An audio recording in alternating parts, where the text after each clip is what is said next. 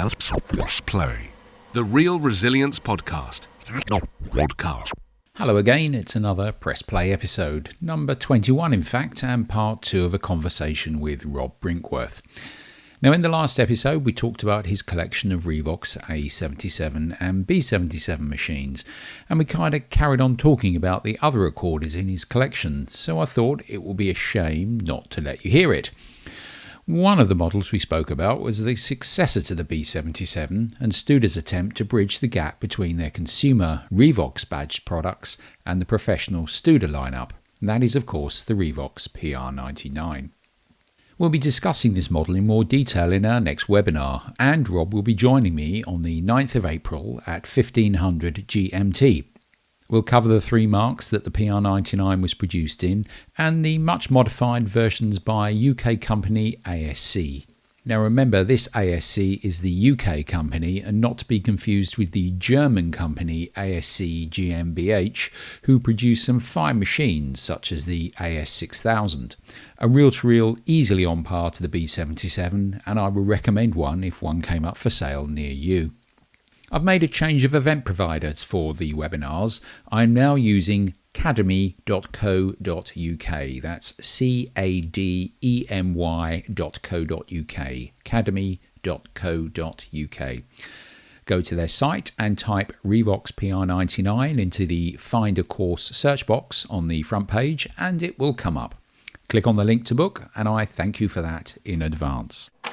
Subscribe to the Press Play podcast on iTunes, Spotify, Google, or wherever you get your pods. Now, I received an email the other day from Scott in Mentor, Ohio in the United States asking if I write machine reviews. A logical thing to ask since I see a number of different makes and models on the workbench at Real Resilience. As well as Revox, Studers and the aforementioned ASC, I also see a great range of TIACs, Tascams, Akai's, Tambergs, Pioneers and Ataris. And since I also get to dig around inside them rather than just pressing the buttons and see the faults they have, some are stock ones a particular model suffers from, I feel I'm in a good position to offer my experience. So thank you Scott for the suggestion, it's something I'll start to create and build on over time. Speaking about building a collection of knowledge over time, with the upcoming webinar on the PR99, that will bring it to 8 webinars I've produced so far on a variety of topics connected with reel-to-reel. I've had a lot of inquiries asking if these can be watched again, and whilst a great idea, I've struggled with getting them hosted. Each one being about 90 minutes long, they are big files, and I also wanted to add further videos and other content. Well, I'm pleased to say they are now ready for watching again, and I will be launching this service very soon, after the next webinar in fact. To cover my costs there is a charge. It works out at £1 UK, that's about $1.30 a week. But if you add the promo code REALRES20, that's REELRES20, REELRES20, that's one word, no spaces, and if you add that promo code before the 8th of May 2022, you'll get 20% off your subscription for the first year, dropping the cost to about $1 a week. The 8 webinars will be available to watch straight away, that's about 12 hours of viewing, plus I will add the webinars as I stage them through the coming year and add exclusive content as well. And I'm also dropping the cost of future webinars by 50% too. So if the subscription is not for you, you can still see and be a part of a webinar as each one is staged. I will also offer future webinars to subscribers for free via a promo code in a private email when I announce each webinar in turn.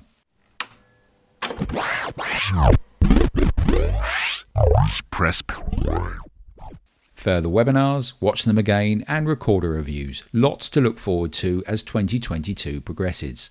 So let's talk right now with my guest Rob Brinkworth. Feel free to edit this part out if it gets boring. About the Revox PR99 and other machines in part 2 of our conversation. You were saying about the Dolby going on the A77 because probably Studer was losing market share to the Japanese. I would say that's probably why they brought the successor to the B77 out, the PR99, because they were losing a lot of market share. I mean, Tascam was taking big chunks out of the professional or semi-pro market with their BR20s and similar machines against B77s because they were just easier to edit on, and they were basically looked a bit more professional. But you've got some PR99s as well, haven't you, which are, basically dressed up B77s. The B77 is easier to edit on. The PR99 is even easier. Big difference between the two, obviously, being the PR99 has got balanced XLR inputs and outputs, whereas the B77 has got the more domestic-friendly RCA stroke DIN input outputs. But inside, there's an awful lot that's the same. Some of the circuit boards are actually identical. They've got the same part number. Once you get up to the PR99 Mark II, you lose the belt-driven analog counter. I told people off in the past for calling them analog counters because they're digital, because they've got digits on. It's not like a line, is it? It's numbers. It's digital. Well, it can stop halfway between sort of a 1 and a 2 or a 5 and a 6. True, but yeah, all right, we're splitting hairs. Yeah, that's true. So when the Mark II PR99 came out, that was a big step change because there was right up one side of it, it's a massive, what's called an MPU board, which has got some huge microprocessors on it. If it was remanufactured today, I'm sure would be tiny. Not sure whether they're 48 pin or... It's something like that. It's a big old board underneath that left-hand side. It's a big board. Yeah. But wow, what can it do? Proper digital readout, memory for 0 obviously, further memory for wherever you care to put it. You can make it loop doing that. You can say start at 0, go up to N, go back to 0 again, play it again, and again, and again, and again, and again. So if you put that second mark at the end of the tape and put the thing at the back of the bar in your pub, you can play the same tape over and over and over again because it will play all the way through to the end, rewind back to the beginning and start playing again. It borrowed a lot from the Studers. It was no accident that with the silver deck plate, silver all over, I know the last mark of the PR99 did have a grey lower panel, and they changed some of the control knobs, but you could tell that they were dressing it up to look like, and I don't want to offend any PR99 owner, but they were dressing it up to look like a poor man's Studer. Purely to go at the professional market. Well, they wanted people to buy Studers, but if you couldn't run to a B67 or an A807, you were going to go for a PR99, or it's something that just suited your application with the balanced ins and outs, and it was fine. But the actual look of it, with the digital counter, as you say, and all the silver, was certainly, this is supposed to look like a Studer. That's a very interesting point. It's almost like they had a bit of an identity crisis because it's odd that you would have a machine with balanced XLR inputs and outputs and then put the domestic brand name on it. Because Revox was the initial idea was for the domestic market, and obviously Studer was very much the professional market, which would have professional connections on the end for connecting to mixing boards and so on and so forth. Very odd. I mean, that happened a little bit with the B77 as well. How they got a bit confused, I don't know. But the last few B77s were badge Studer. So what's that all about? Whether it was just upsell of the name, it's Studer. These are Revox is a domestic arm, but ultimately they're still Studer. Of course, you've got an example. The last Revox model, the C200 series, the 270, the 274, that was pretty much the same thing. The styling on it was very much cues from the professional machines, silver top deck, lower grey, pretty much the same as an A807 or A810. I hope I don't offend you here, but I've never been a great fan of the C270. What's your take on it? Yeah, try restoring one. You definitely won't be a fan of it then.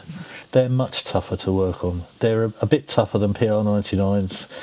They're a lot tougher than A77s because miniaturisation and microchips and stuff are coming big time.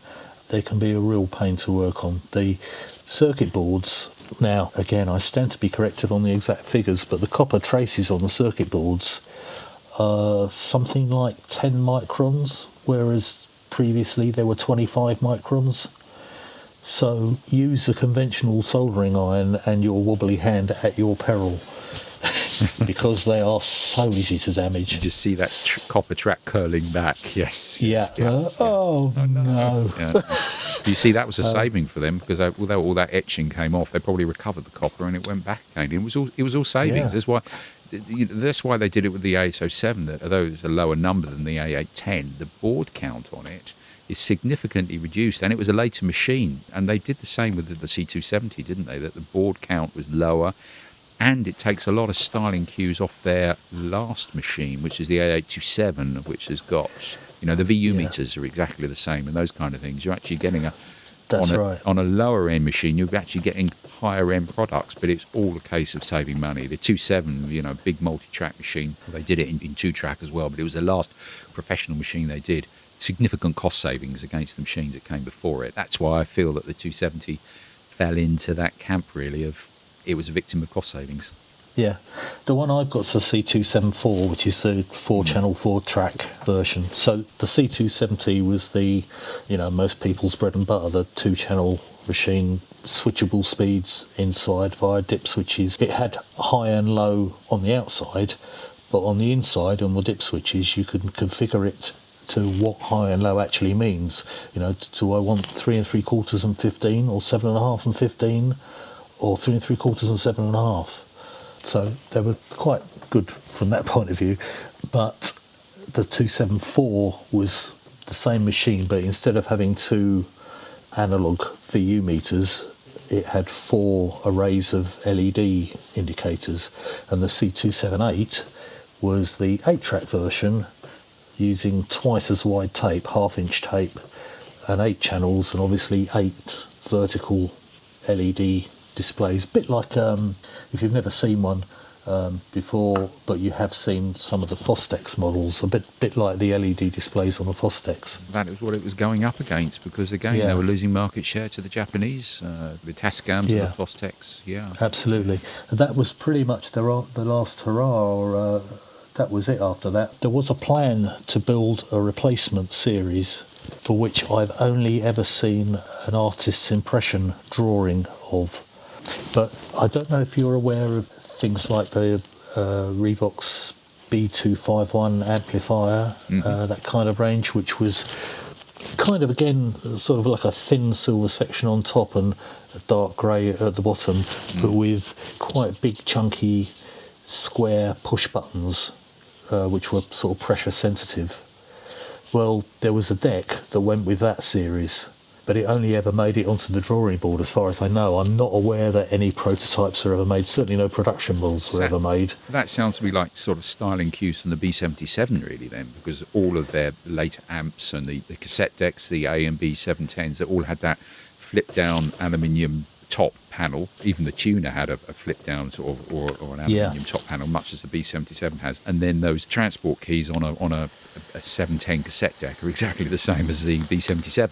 If you go one on from the B710 and you get up to the, say, the what was it called? What was the tape deck after the B710? Was it B252? And they were black versions, but they had these big anodised aluminium rectangular buttons on them as well. Whatever it was that replaced the B710. My friend of mine's just bought one, and I can't think for the life of me what it's called. Talking about machines that wait to be worked on, and you've got in your collection, and I've got one, and I do empathise and sympathise with you. You've got an A700. I have an A700. I also have lovely. 2/3 of another one to keep that A700 running. What's your take on the A700? Because I love my A700, but they've got an appalling reputation. Can you agree with that or dispel it? Both.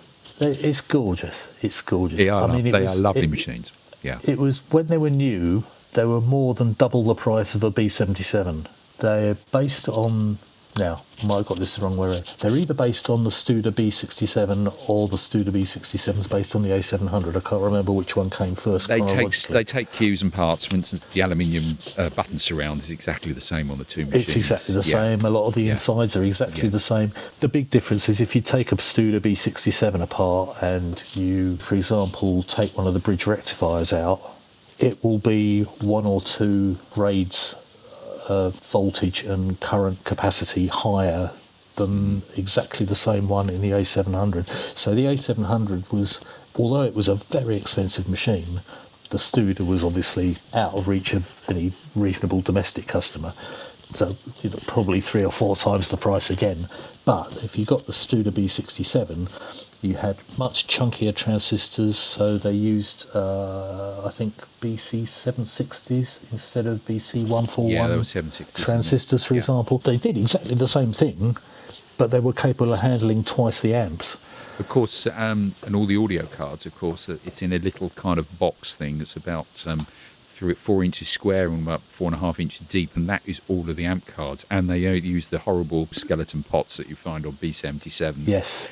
Whereas the Studer machine, quality pots, all separate cards in a separate crate, which on the 67 could be underneath the keys, it could be underneath the machine, so the machine is almost L-shaped in profile, but it could be anywhere. Oh, that was just build quality really, and what you're prepared to pay for. But you're right, the 700 must have been a massive step up from the A77, but I'm afraid it hasn't stood the test of time really, has it?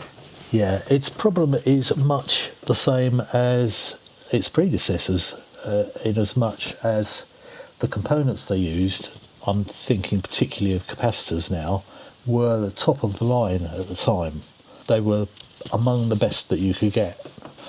What they didn't know at the time was that 40 plus years later they would start to dry out and lose value and even potentially short out. Now, the problem with electrolytic capacitors is they're filled with electrolyte by definition. Electrolyte is a liquid or a gel.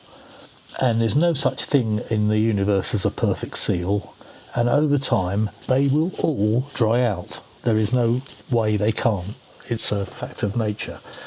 When they dry out, they can either go open circuit or they can short out. If they short out, they can destroy a custom-made microchip that is right next to it. And if nobody's gone to the trouble of remanufacturing them, and the stock at Audio House in Switzerland, for example, is sold out, that's a dead machine, unless you can buy a second-hand one, or a second-hand circuit board that's got that chip on, and that chip hopefully still works. But if you get to an A700 before these disasters happen, and you replace all those with brand spanking new beautiful capacitors, which have got another 30 or 40 years life left in them, hopefully. I think they're only rated for 10 years. But on the other hand, Willy Studer, he told his design team to only make Revox tape recorders only last 10 years, 10 to 15 years, I think was their life expectancy. And they've pretty much all outlasted that. 3 times, 4 times that, yeah. You've got to... Absolutely. So, they get a bad reputation for reliability, but it's a bit like buying a brand spanking new car and driving it for 30 years and never having it serviced and then being surprised when it breaks down. Yeah, I'd agree. The last machine you've got is, of course, some lens cues from the A700. Of course, is a B67 Mark 1. I see yours is in a trolley with an overbridge, which is exactly the same model that I've got. I don't know if you saw one of my webinars. On the second one I did, I was doing the brakes on Studers, and I took that 67 to bits and famously lost a... I practiced doing the brakes on this thing 3 times and put it all back together perfectly. Live on the webinar, those great serrated black washers that go around the bolts, drop one of those right the way down inside. Schnorr washers. Yeah, and of course I'm thinking the power supply's under there, and I've got to carry on, and I don't know what's going to happen when I power it up. It worked. I got through the webinar, and everybody who watched it didn't see my 67 blow itself to bits. But the crazy thing is, I found the washer. Literally just it gone right the way through the machine and landed on the floor, and instantly I find it, because usually those little black washers, they roll off somewhere. But yeah, I like my 67, and I've got a lot of experience on them. You've got one exactly the same model as mine. How's that running? Yeah, it's beautiful. Yeah, it's one of those machines where I remember not long after I got it, my brother popped round and I said, I got this new machine the other day. It's brilliant. I think I paid a reasonably good price for it, and I made this tape on it. Have a listen.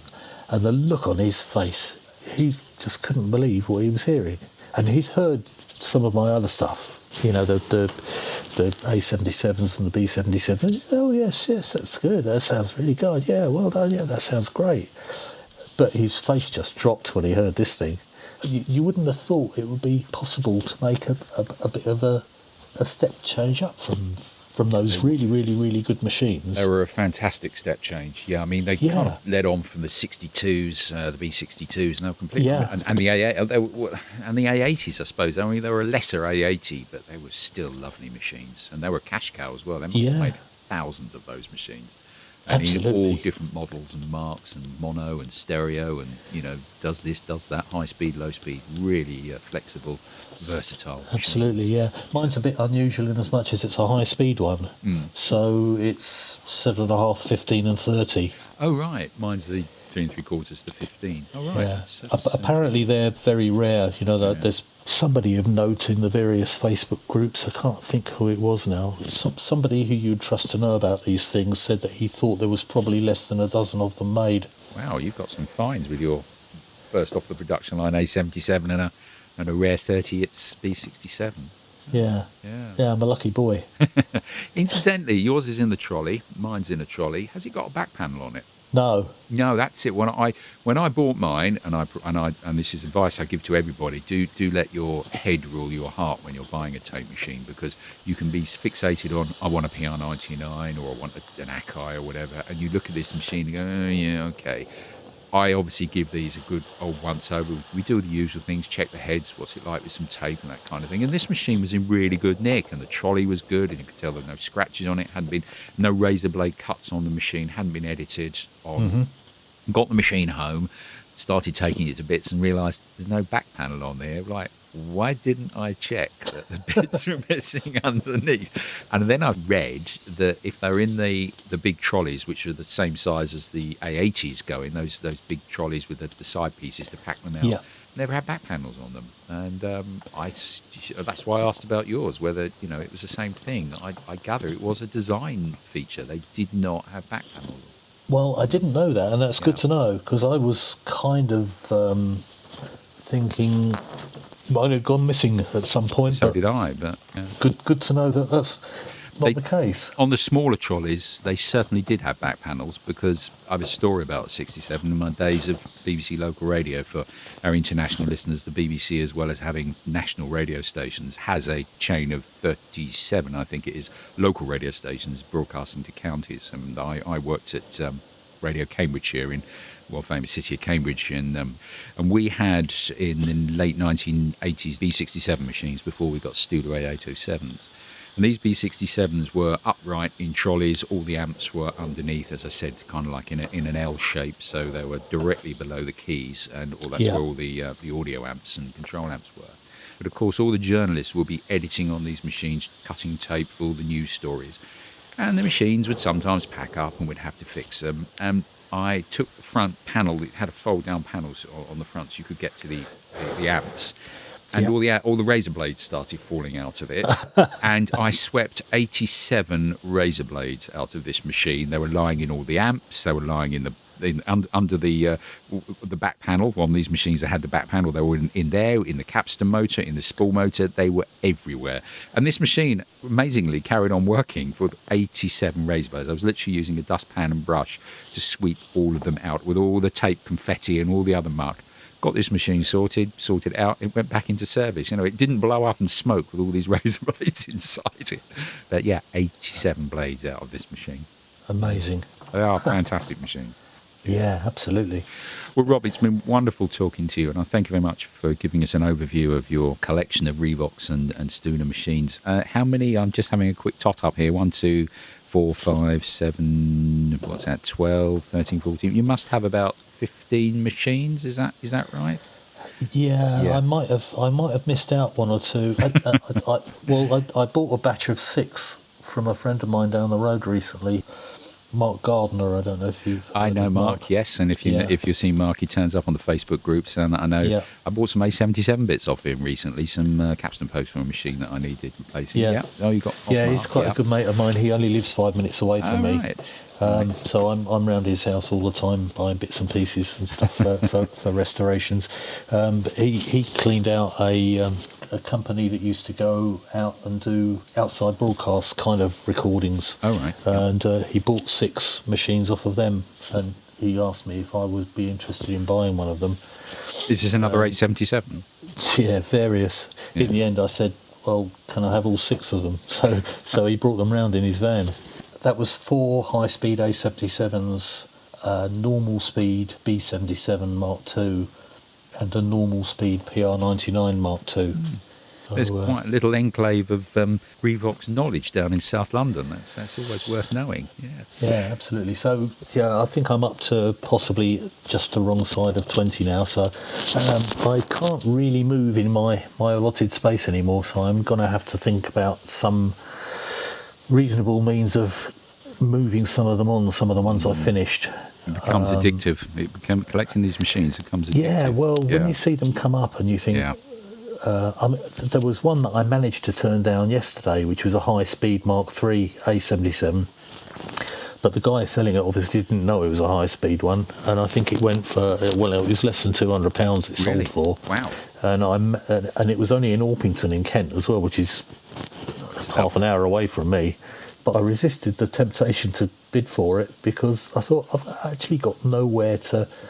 just to get into my workshop now, I've got to pick my way through over 20 machines, sort of all over the floor. And you're not quite up to, and neither am I, quite up to the league of Stuart Blacklock. If you listen to my first podcast, or second podcast, actually, I talked to Stuart. He's down in the West Country of England, and I think he must have about 400 tape machines of all types. Absolutely fascinating collection he's got. Yes. You take a listen to that. I've seen some pictures of Stuart's collection, and it's yes, obviously makes mine look a bit silly, but Same he here. hasn't got to fit his in his dining room. That is a problem with this interest in open reel. It becomes addictive. I mean, just how many machines do you really need?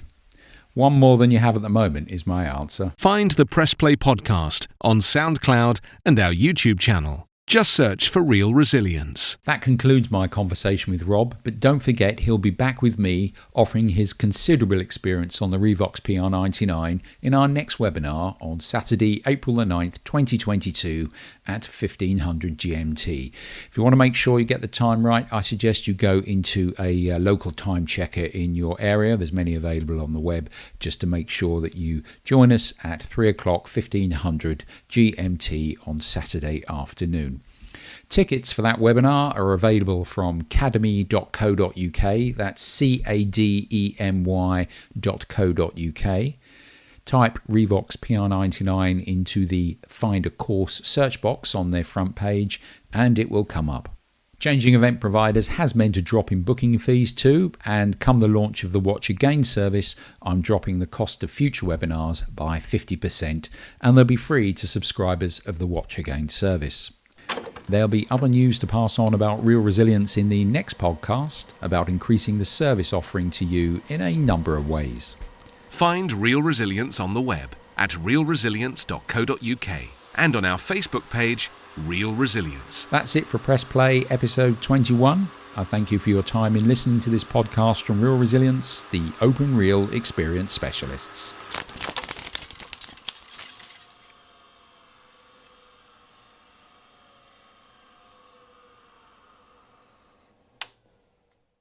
Hello, Ian Betson here. Thanks for listening to this podcast. Now, I have a favour to ask.